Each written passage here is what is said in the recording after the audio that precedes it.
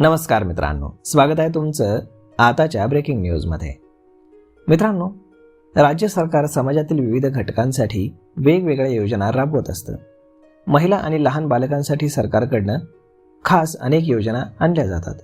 तर आता लाडक्या बहिणीनुसार सरकारसाठी लाडके विद्यार्थी देखील आलेले आहेत।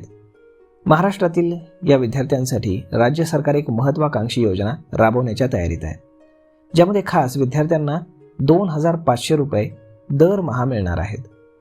या योजनेचं नाव आहे क्रांतिज्योती सावित्रीबाई फुले बाल संगोपन योजना। या योजनेअंतर्गत एकल महिलांची मुलं, पालक गमावलेली मुलं, अनाथ, निराश्रित, बेघर आणि नैसर्गिक आपत्ती या मुलांना दर महिना एक निश्चित आर्थिक रक्कम देण्यात येणार आहे। या योजनेचा लाभ घेण्यासाठी विद्यार्थ्यांचं वय हे 0 ते 18 वर्षे वयोगटात असायला हवं। या आर्थिक मदतीमुळे राज्यातील बालकांना एक मोठा आधार मिळेल असा विश्वास राज्य सरकारला वाटतोय। तर मग यामध्ये ही रक्कम संबंधित पात्र बालकांच्या शिक्षण, पोषण, आरोग्य आणि इतर दैनंदिन गरजा पूर्ण करण्यासाठी देण्यात येणार आहे। या योजनेची सर्वात मोठी विशेषता म्हणजे एका कुटुंबातील एकापेक्षा अधिक बालकांना याचा लाभ घेता येतो।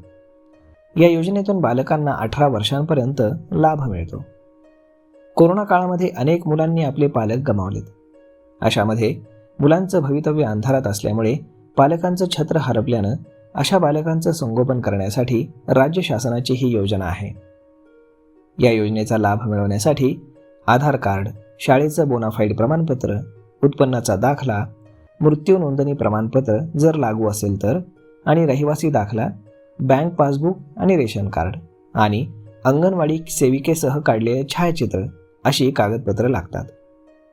तर मग मित्रांनो, अशा पद्धतीने शासनाच्या या योजनेचा लाभ आपण नक्कीच घ्यावा। तर मग मित्रांनो, हा व्हिडिओ, ही माहिती तुम्हाला कशी वाटली हे तुम्ही आम्हाला कमेंट करून नक्कीच सांगा। आणि जर आवडली असेल तर आपल्या जवळच्या मित्रमंडळींसोबत देखील हा व्हिडिओ तुम्ही शेअर करायला विसरू नका। धन्यवाद।